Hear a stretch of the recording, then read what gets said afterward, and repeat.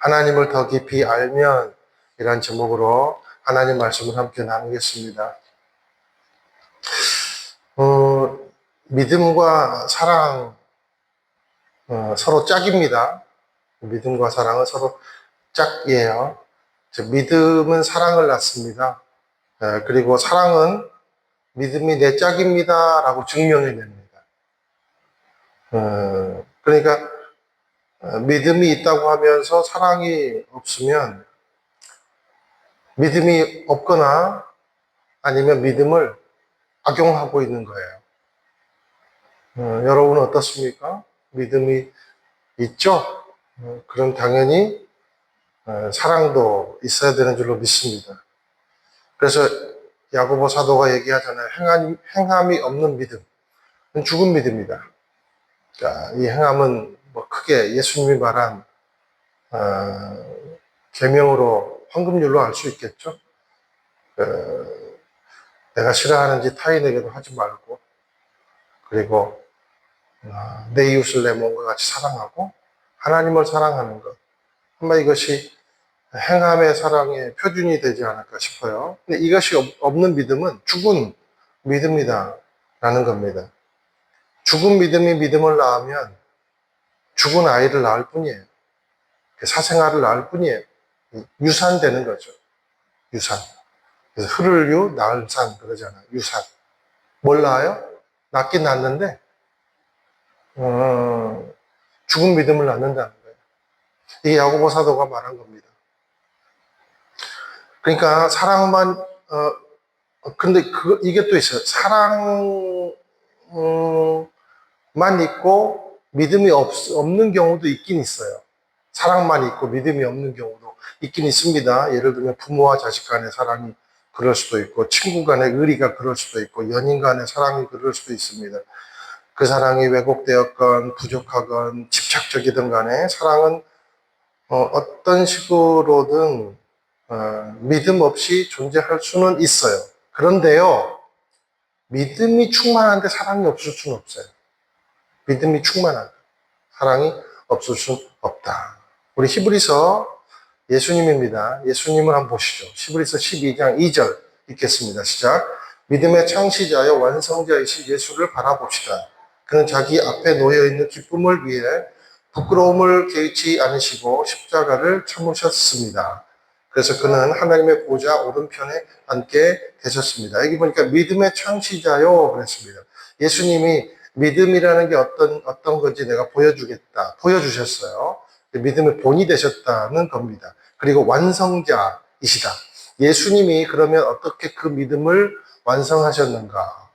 예수님이 어떻게 율법을 완성하셨는가? 그거예요. 사랑이죠. 사랑. 그러니까 부끄러움을 개의치 않으시고 십자가를 참으셨다.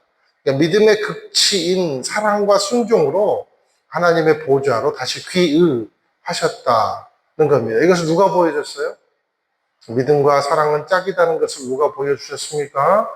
예수님께서 보여주셨다라는 겁니다. 그래서 예수님을 믿으라는 거예요. 왜 하나님께서 우리에게 예수를 믿으라고 하시는가? 그리스도로 공급받는 사랑과 은혜가 아니고서는 온전한 사랑을 이룰 수 없기 때문에 예수님을 믿으라 그렇게 하는 것입니다. 그러니까 우리가 단순하게 그냥 믿어요 그러면 구원이 공식처럼 주어지는 게 아니라 믿음은 사랑의 행위를 통해서, 그러니까 예수님을 닮는 행위를 통해서 그 믿음이 증명된다라는 겁니다. 그래서 여러분 우리 큐티의 제일 목적이 뭐예요? 우리 김현미 목사님도 말씀하셨고 저도 1강 때 똑같이 말씀드렸잖아요. 뭐예요? 예수님 닮는 거. 딱 그거 하나입니다. 예수를 바라보고 예수를 닮아가기를 원한다? 그렇다면 그것을 가장 여실히 증명할 수 있는 것이 무엇인가? 내가 형제와 자매를 그리스도의 사랑으로 사랑하고 있는가입니다. 이렇게 믿음이 있고 사랑하며 믿음을 증명하는 자는 어떻게 되는가? 15절 말씀이에요. 함께 한번 읽겠습니다. 시작. 그러므로 주 예수 안에 있는 여러분의 믿음과 모든 성도들을 향한 사랑의 소식을 나도 듣고. 자, 여러분 보세요. 이렇게 믿음이 있고 사랑하며 믿음을 증명하는 자들이 우리 교회에 가득할 때 이게 어떻게 되냐면요. 소문난다. 소문난다. 소문난다. 라는 겁니다. 그러니까 이 소문난다라는 말의 다른 말은 반드시 영향력을 미친다는 거예요. 결코 헛되지 않고 땅에 떨어지지 않는다는 겁니다. 반드시 그 믿음과 사랑을 통해서 생명이 살아난다는 거예요. 생명이 살아난다. 여기 16절 보니까 내가 기도할 때마다 여러분을 생각하며 여러분들에 감사하기를 그치지 않습니다. 그러니까 그리고 성도들을 향한 사랑의 소식을 나도 듣고 믿음과 사랑의 소식을 나도 듣고, 그러니까 에베소 성도들의 믿음과 사랑이 누구에게 영향력을 끼쳤단 말입니까? 바울에게 영향력을 끼쳤단 말입니다. 한 사람의 입술에서, 그래서 이들의 에베소 교인들의 사랑과 그리고 믿음이 한 사람의 입술에서 감사가 나오게 만든 거예요. 그게 16절 말씀이에요. 그리고 살아나게 한다는 거예요. 이야, 보람되다. 너무 기쁘다. 그런 말이 나오게 한다는 거죠. 그리고 그 사람들을 너무 사랑하여 다시 그 사람들을 위해 중보하게 하는 사랑의 중보를 여는 길이 되더라라는 겁니다. 여러분 질문해 볼게요. 누군가가 나를 만나고 나를 생각하고 나를 위해서 중보하고 있다고 생각해 보세요. 그러면 그 기도하는 사람이 나에게 어떤 마음을 갖고 기도하고 있을까를 생각해 본 적이 있습니까? 한번 생각해 본 적 있어요? 저 고집불통을 어떻게든지 좀 고쳐주세요. 막 그렇게 생각하면서 나를 위해서 그렇게 막 기도하고 있고. 너무 안타깝습니다, 하나님. 저 영혼 너무 이기적입니다. 저렇게 살면 안 되는데 저 영혼 너무 안타깝습니다. 여러분, 그러면서 나를 위해 기도하는 사람이 있다고 생각해 보세요. 그러면 안 좋죠? 안 좋죠? 저도 예수 믿고 나서 누군가가 저를 위해서 그렇게 분명히 기도했을 거예요. 아직 덜 성숙된 저기 망나니 같은 저 청년을 어떻게든지 주님 사람 좀 만들어 주세요. 그래서 어쩌면 저에게 아내를 붙여주시지도 모르겠어요. 그래서 저는 항상 그렇게 얘기하거든요. 나는 바보 온다리고 당신은 평강공주라고. 저는 진짜 야생마였어요, 야생마. 저는 오늘리교회 청년을 이렇게 부러 가면서도 제가 무슨 양육을 받아본 적도 없고, 진짜 무슨 뭐 리더십 훈련을 받아본 적도 없고, 훈련은 아무것도 안 받아봤어요. 그냥 세상의 상처에 쩔고, 힘에 쩔고, 방황에 쩔고. 하나님이 얼마나 안쓰럽게 생각하셨는지, 그리고 나를 보고 얼마나 안쓰럽게 기도하는 사람이 많았을 것인지, 이 말씀을 묵상하니까 부끄러워지는 거죠. 저와 여러분을 위해서 어떤 사람이 중보 기도할 때 감사의 마음이 들기를 예수님의 이름으로 축원드립니다. 그리고 본받고 싶어하는 마음이 들기를 주님의 이름으로 축원을 드립니다. 나도 저 사람처럼 살게 해주세요. 나도 저분처럼 믿음과 사랑이 충만하게 해주세요. 내가 그 교회 가려고 그랬는데 그 사람 있어서 안 가. 진짜 그러면 얼마나 안타깝습니까? 저와 여러분 그런 사람 되지 않기를 주님의 이름으로 축원드려요. 그러니까 예수님의 성품을 닮아야 돼요. 예수님의 성품을. 여러분이 아무리 큐티 100번, 200번 하루에, 물론 그러면 변화 조금 되겠죠. 근데 뭐 이론적으로 뭘 많이 알고 그래도 여러분이 예수님 성품을 안 닮으면 아무 소용없어요. 그 사람은 인정 못 받아요. 겉으로는 잘해주겠죠. 근데 인정 안 돼요. 저와 여러분이 교회 안에서 영향력을 끼치는 방법은요, 믿음과 사랑이 짝이 되어 살아가는 걸 통해서 영향력을 끼칠 수 있습니다. 다른 소리 한다고 영향력 아니에요. 니나 잘 살아라 그래요. 나는 여러분이 정말 믿음과 사랑이 짝이 돼요. 우리 모든 성도들 한 사람 한 사람한테 보여주는 인생이 되기를 예수님의 이름으로 축원을 드립니다. 어떤 일을 대할 때 분노와 낙심으로 대하는 자하고 사랑으로 대하는 자는 결말이 달라요. 사랑으로 대하는 자는요, 반드시 인정받게 돼 있어요. 나중에 웃게 돼 있어요. 그 사람 곁에는요, 사람이 남아요. 온유하면 땅을 기업으로 받을 것이다. 땅도 남고요, 사람도 남아요. 사람은 확실히 남고, 운 좋으면 땅도 남아요. 조금 더 인내하고 사랑하기로 결정하면 그 사람 또는 그 공동체는 반드시 별과 같은 존재가 됩니다. 요한복음 13장 35절 읽으실게요. 시작. 너희가 서로 사랑하면 이로써 모든 사람이 너희가 내 제자인 줄 알리라. 큰 목소리보다 위대한 목소리는요, 기도하는 목소리예요. 강한 행위보다 위대한 것은요, 유연한 사랑이에요.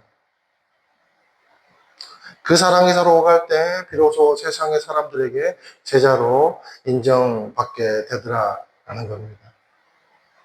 나는 우리 교회가 몰라요. 우리 교회를 위해서 또 우리 성도를 위해서 밖에 나가서 막 싸울 수는 있지만 우리 성도들을 위해서 복음을 위해서 싸울 수는 있지만 우리 성도들끼리는 목소리 절대 높이지 않게 되기를 주님의 이름으로 축원드립니다. 그러면 제가 바라볼 거예요. 와, 가망이 없구나. 여러분, 소문만 좋은 교회는 마치 온갖 피부병 걸린 자가 진도 모피를 입은 모양과 같은. 소문 나는 것과 인정받는 건 달라요. 우리 교회가 어떻게 소문이 날 것인가? 제가 어제 어떤 책을 봤는데 개척교회보다 더 힘든 교회가 무너진 교회를 다시 일으키 세우는 게 더 힘들대요. 몇 배가.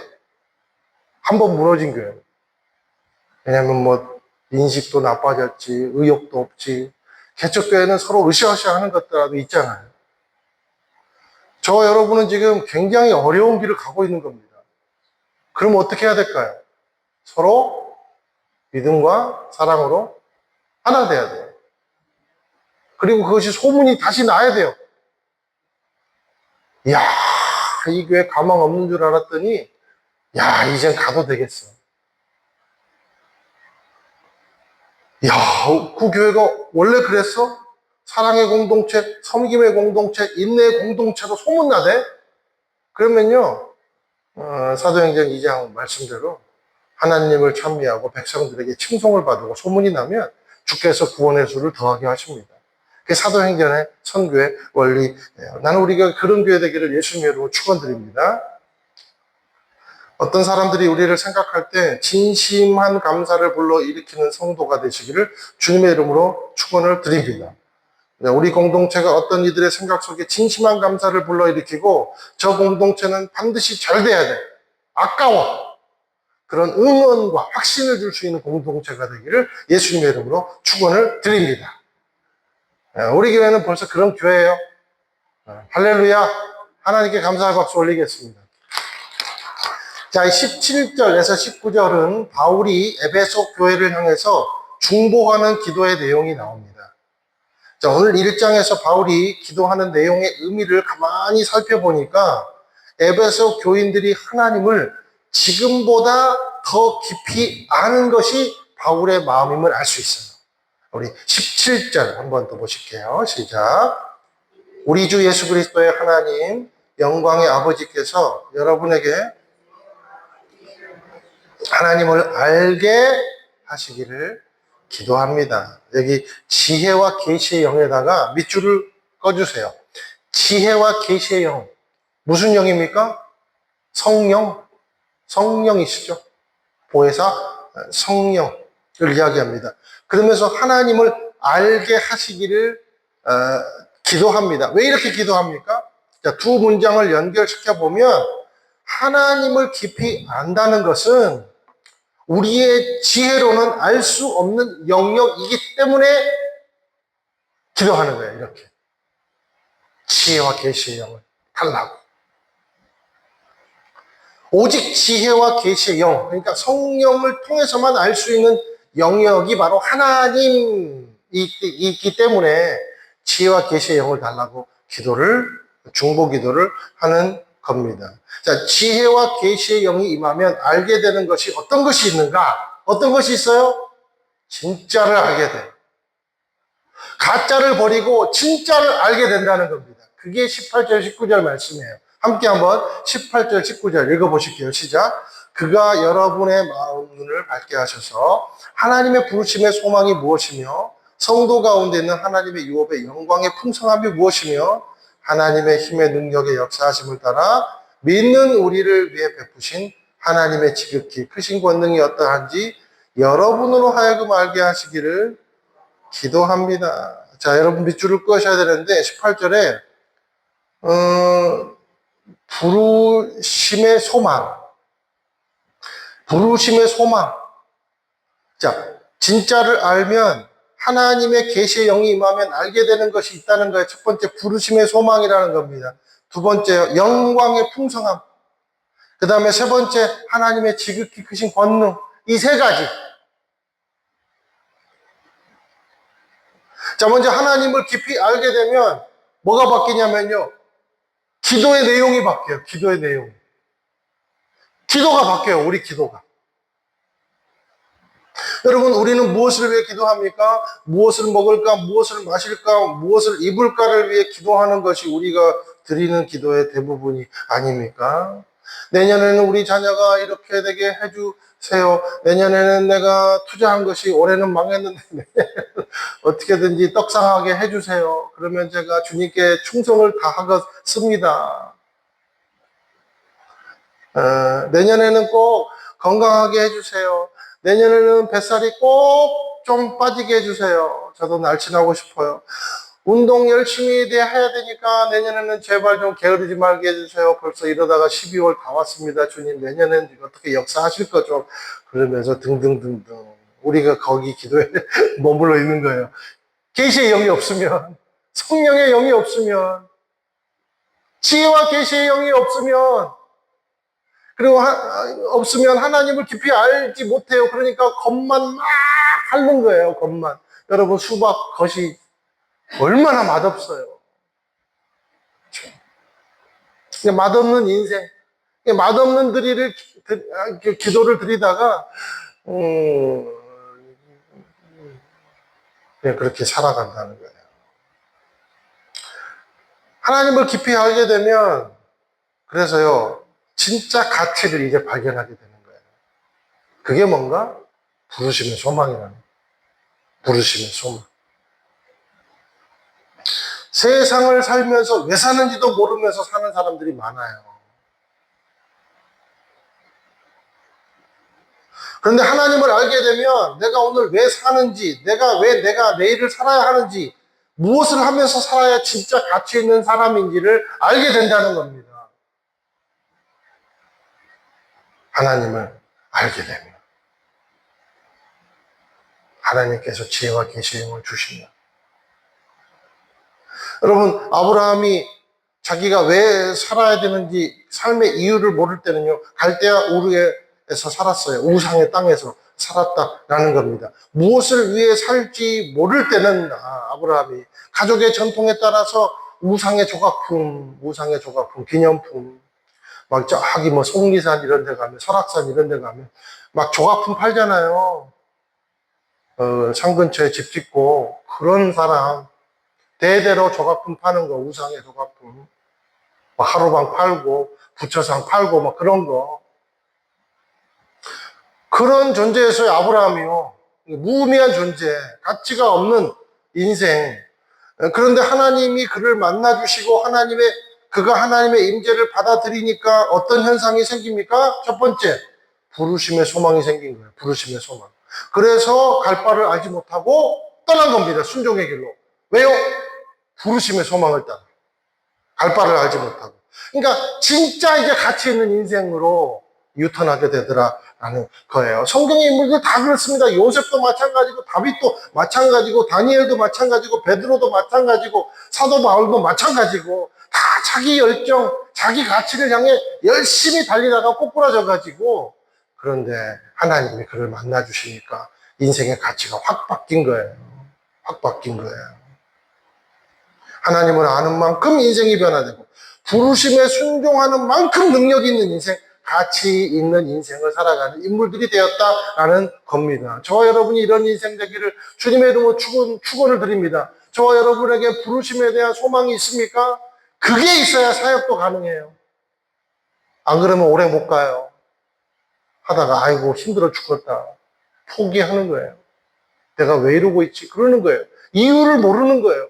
가치를 못 발견하니까. 부르심에 소망이 없으니까. 하나님을 더 깊이 알기를 원합니다. 두 번째, 하나님을 더 깊이 알면 영광의 풍성함이 있어요. 우리 로마서 8장 18절에서 21절까지 읽어보실게요. 시작. 생각하건대 현재의 고난은 장차 우리에게 나타날 영광과 비교할 수 없도다. 피조물이 고생하는 바는 하나님의 아들들이 나타나는 것이니 피조물이 허무한데 굴복하는 것은 자기 뜻이 아니요 오직 굴복하게 하시는 이로 말미암음이라. 그 바라는 것은 피조물도 썩어짐의 종노릇한 데서 해방되어 하나님의 자녀들의 영광의 자유에 이르는 것입니다. 영광에서 시작해서 영광으로 끝나요.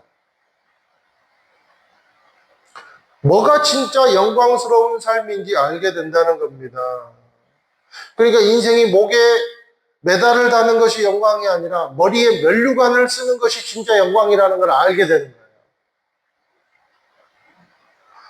고난 가운데서도 풍성하다고 말할 수 있는 그런 인생이 되더라라는 겁니다. 왜요? 진짜 영광, 진짜 풍성함이 무엇인지 알기 때문에. 인생의 영광만을 위해 달리는 자는 썩어짐의 종로로 타는 것과 같아요. 왜요? 영원한 영광과 바꿔먹는 삶을 사는 거거든요. 지금 몰라요, 자기는. 자기 자신은. 내가 썩어짐의 종로로 타는지 몰라요. 그래서 인생의 영광만을 위해 달려가요. 그런데 뭐가 갉아먹어져요? 영원한 영광이 갉아먹어지는 거예요. 세 번째, 무엇을 얻는가? 밑줄 친 것, 지극히 크신 권능을 얻습니다. 하나님을 아는 것이 이렇게 여러분 유익해요.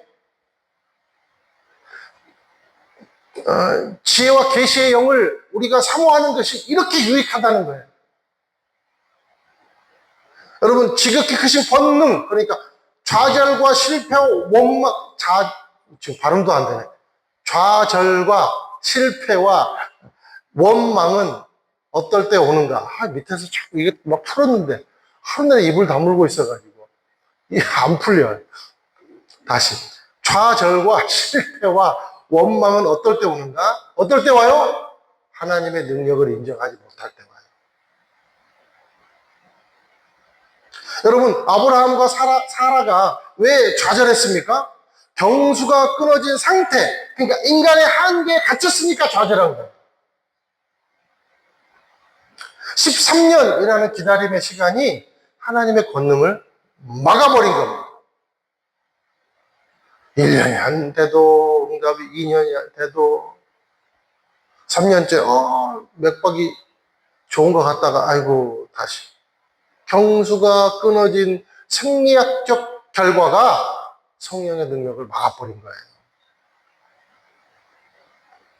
그래서 이스마엘이라는 눈에 보이는 육체가 하나님의 약속보다 훨씬 크게 보이는 거예요. 하나님의 능력을 잃어버렸을 때. 내가 갖고 있는 것이 훨씬 더 크게 보이는 겁니다. 하나님은 좁쌀만하게 보이고. 근데 하나님의 능력을 알게 되면 세상과 나는 관계가 없고 구속한 주만 보이게 되는 거죠. 이게 하나님의 능력이라는 겁니다. 여러분, 왜 10명의 정탐꾼이 가나안 땅을 정탐하고 나서 기겁을 했습니까? 하나님의 능력을 못 보기 때문에. 거구인 네피림의 후손들이 더 커 보였기 때문에. 그래서 갈렙과 여호수아는 왜 가나안을 우리의 밥이라고 했습니까? 반대로 하나님의 권능을 보았기 때문에, 하나님의 약속을 보았기 때문에, 확신했기 때문에 그 사람이 능력 있는 사람이에요.